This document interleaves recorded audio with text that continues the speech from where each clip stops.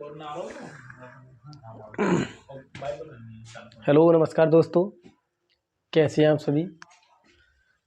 ठीक है दोस्तों, आज हम स्टडी जीके में पढ़ेंगे कुछ महत्वपूर्ण प्रश्न जो एसएससी जीडी यूपीपी आदि एग्जामों के लिए महत्वपूर्ण है।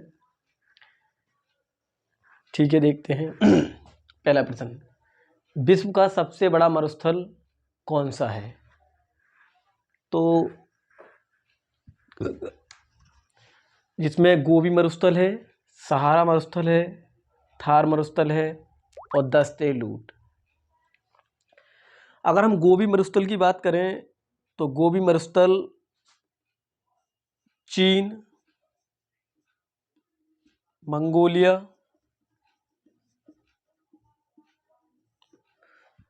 में पड़ता है। दस्ते लूट मरुस्थल की बात करें तो ये पड़ता है हमारा पूर्वी ईरान।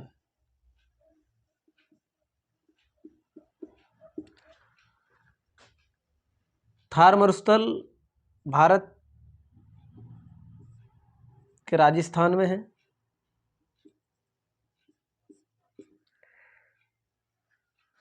और सहारा मरुस्थल देखा जाए तो ये विश्व का सबसे बड़ा मरुस्थल है और ये पड़ता है हमारा अफ्रीका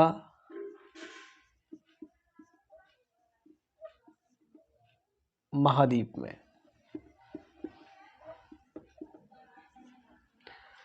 तो प्रश्न के हिसाब से विश्व का सबसे बड़ा मरुस्थल सहारा मरुस्थल है हमारा। और भारत का देखें तो थार है जो राजस्थान में पड़ता है।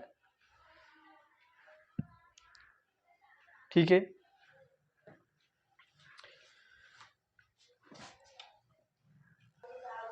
ठीक है। अगला प्रश्न है हमारा, पूर्व का वेनिस किसे कहा जाता है।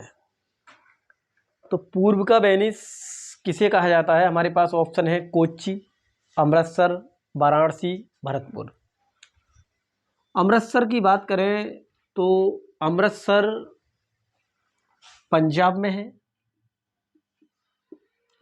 और गुरु नानक साहिब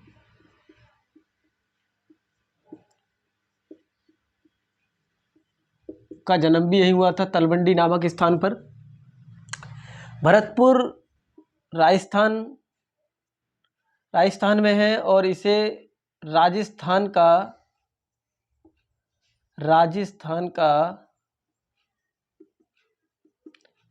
प्रवेश द्वार कहा जाता है। राजस्थान की राजधानी की बात करें तो राजस्थान की राजधानी जयपुर है और जयपुर गुलाबी शहर के नाम से जाना जाता है, गुलाबी शहर। अगला ऑप्शन है वाराणसी। तो वाराणसी की बात करें तो वाराणसी को शिव का घर भी कहा जाता है, शिव का घर, काशी नगरी। और इसे मंदिरों व घाटों का नगर कहा जाता है। यहाँ काफी मंदिर हैं और घाट हैं, मंदिरों व घाटों का नगर कहा जाता है। कोच्चि बचा हमारे पास, तो कोच्चि पूर्व का वेनिस है। कोच्चि को कहा जाता है पूर्व का वेनिस। कोच्चि को मसालों का बगीचा भी कहा जाता है।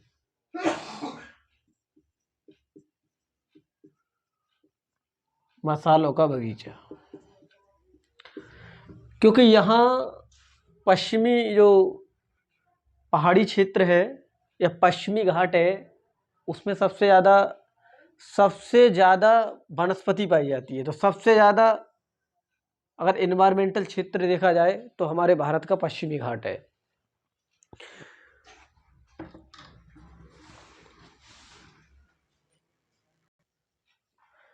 नेक्स्ट प्रश्न है हमारा, निम्नलिखित में से सिंधु का उद्गम कहाँ से हुआ था। तो सिंधु नदी के अगर हम बात करें तो ऑप्शन है हमारे पास मानसरोवर से, बंदरपूछ से, रोहतांग दर्रे से या बाड़लाचा दर्रा। ये बाड़लाचा दर्रा है थोड़ा, हाँ, लाचा दर्रा या बाड़लाचा दर्रा, बाड़लाचा दर्रा। तो इसमें अगर देखें बाड़लाचा दर्रा, तो बाड़लाचा दर्रा की बात करें तो यहाँ से चेनाब नदी निकली है। हिमाचल प्रदेश से। बंदरपूछ को अगर देखें तो बंदरपूछ से यमुना नदी निकली है, और ये हमारी जो निकली है ये उत्तराखंड। रोहतांग दर्रे को अगर देखा जाए तो यहाँ से ब्यास नदी निकली है, जो सतलज में जाके मिल जाती है। सतलज की सहायक नदी है ये। चिनाब भी सतलज की सहायक नदी है, ये हरी के बैराज के पास जाके मिलती है। मानसरोवर से सिंधु नदी निकली है, और मानसरोवर झील है जो जम्मू एंड कश्मीर नहीं, हिमाचल प्रदेश, मानसरोवर झील से निकली है।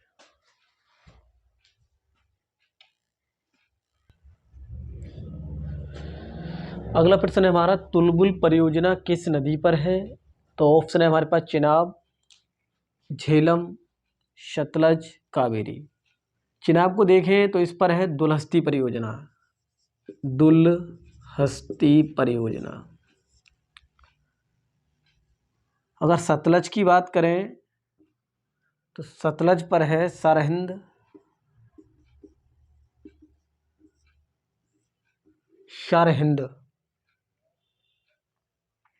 नहर परियोजना।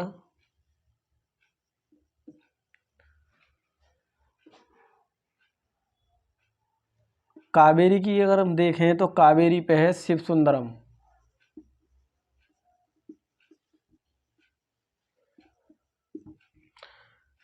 झेलम पर दुलस्ती परियोजना, तो आंसर हमारा हो जाएगा झेलम।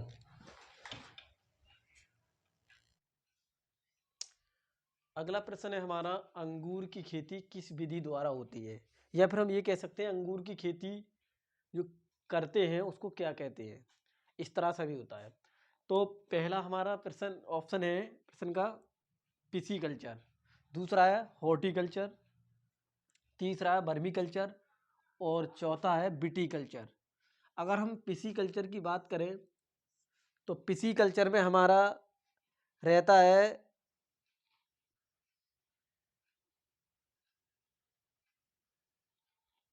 मत्स्य के लिए कह सकते हैं, मत्स्य या मछली पालन, मत्स्य या मछली पालन। हॉर्टिकल्चर को अगर देखें तो हॉर्टिकल्चर में हमारी आ जाती है बागवान।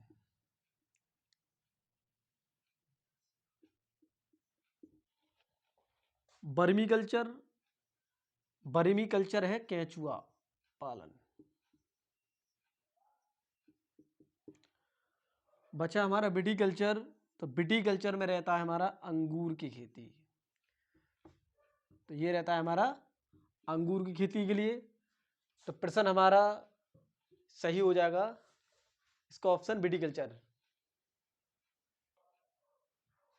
अगर विटीकल्चर देखें अंगूर की खेती, तो अंगूर की खेती सबसे ज़्यादा अगर होती है तो हमारी नासिक महाराष्ट्र में होती है।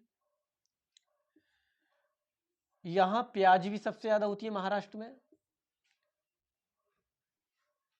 प्याज के साथ साथ यहाँ देखें तो काली मिट्टी बहुत है। तो अंगूर की खेती के लिए नासिक। अगला प्रश्न है हमारा, बॉक्साइट उत्पादन में भारत का कौन सा राज्य प्रथम स्थान प्राप्त करता है? भारत का कौन सा राज्य प्रथम स्थान प्राप्त करता है? तो पहला ऑप्शन है हमारे पास झारखंड, अरुणाचल प्रदेश, उड़ीसा, असम। अगर झारखंड को देखें तो झारखंड प्रथम स्थान में कोयला उत्पादन में है। अरुणाचल प्रदेश को देखा जाए तो अरुणाचल प्रदेश ग्रेफाइट उत्पादन में प्रथम स्थान है। और असम को देखें तो असम है हमारा प्राकृतिक गैस में। प्राकृतिक गैस उत्पादन में असम का प्रथम स्थान है। उड़ीसा को देखें तो उड़ीसा हमारा बॉक्साइट में प्रथम स्थान प्राप्त करता है। तो उत्तर हमारा हो जाएगा बॉक्साइट में। अगला प्रश्न है हमारा, निम्नलिखित में से कौन सी राशि अदिश है? तो त्वरण,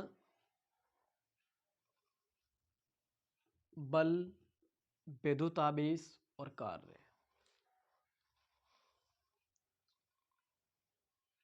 त्वरण को देखें तो ये भी एक सदिश राशि है और इसका मात्रक होता है मीटर प्रति सेकंड स्क्वायर। बल भी एक सदिश राशि है, इसका मात्रक होता है न्यूटन। विद्युत आवेश की बात करें तो इसका मात्रक होता है कूलाम। और कार्य को देखें तो कार्य एक अदिश राशि है हमारी और इसका मात्रक होता है जूल। ठीक है, तो आंसर हमारा कार्य हो जाएगा। अगला प्रश्न है हमारा, निम्नलिखित में से कौन सा रोग विषाणु द्वारा होता है? तो ऑप्शन है हमारे पास टेटनस, हैजा, निमोनिया, चेचक। अगर हम हैजा की बात, टेटनस की बात करें तो टेटनस हमारा ये होता है कोलिस्ट्रेडियम टेटेनी द्वारा। ये इसका वाहक है कोलिस्ट्रेडियम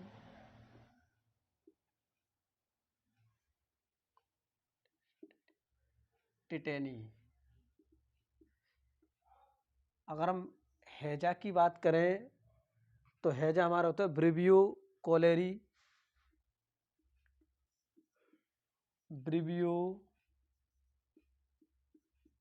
कोलेरी, ये इसका वाहक है। ये भी जीवाणु से होता है और ये भी जीवाणु से होता है। हैजा में अगर देखें तो पूरा शरीर आता है, टेटनस में भी पूरा ही शरीर होता है। निमोनिया की देखें तो निमोनिया हमारा रहता है डिप्लोकोकस निमोनी द्वारा, डिप्लोकोकस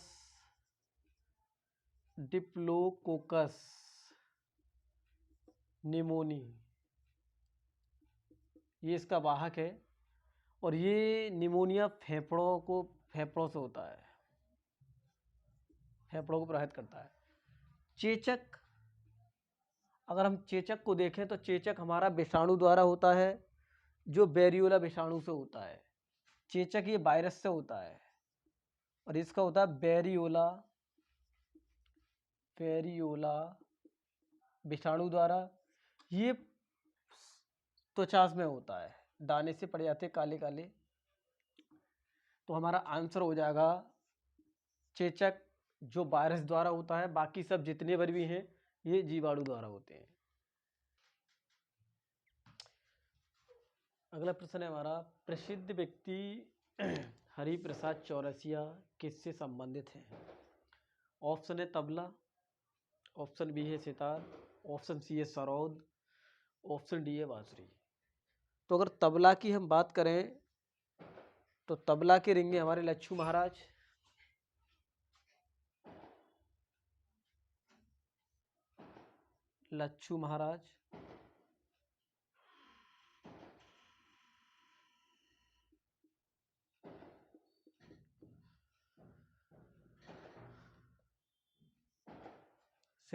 सितार को अगर देखा जाए तो पंडित रविशंकर,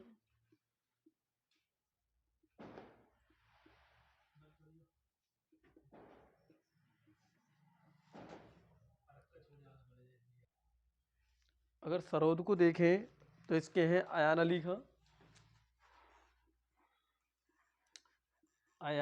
अली खां। बांसुरी को देखा जाए तो बांसुरी में हमारे हरिप्रसाद चौरसिया इसके लिए प्रसिद्ध थे।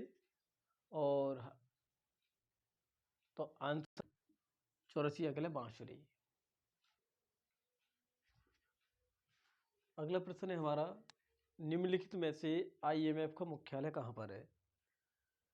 तो अगर ऑप्शन ए को देखा जाए तो जिनेवा है, ऑप्शन बी में पेरिस है, और ऑप्शन सी है हमारा नेपाल, और option D Washington DC।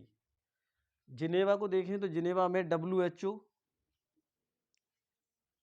WTO दोनों के मुख्यालय हैं।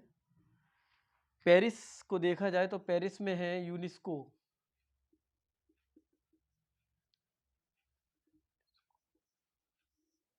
का मुख्यालय। नेपाल, तो नेपाल में है सार्क का मुख्यालय।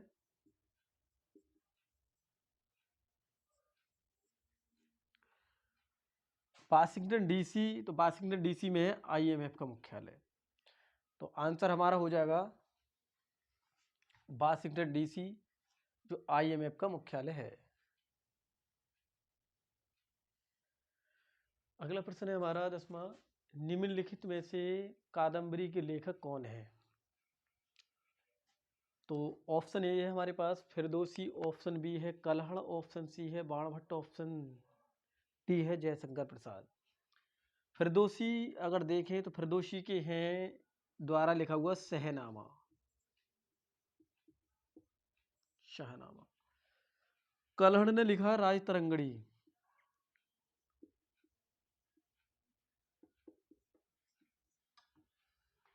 जयशंकर प्रसाद द्वारा कामायनी, आंसू, लहर आदि हैं। बाणभट्ट द्वारा लिखा गया है कादम्बरी को। तो इसका जो आंसर हो जाएगा हमारा सी, बाणभट्ट। ठीक है, नमस्कार दोस्तों। हमारी वीडियो अगर अच्छी लगी हो तो चैनल को सब्सक्राइब करें, शेयर करें, लाइक करें, और अगर वीडियो में कोई क्वेरी हो या अगर पूछना हो तो आप कमेंट कर सकते हैं, और कमेंट करके बताएं कि हमारी वीडियो आपको कैसी लगी।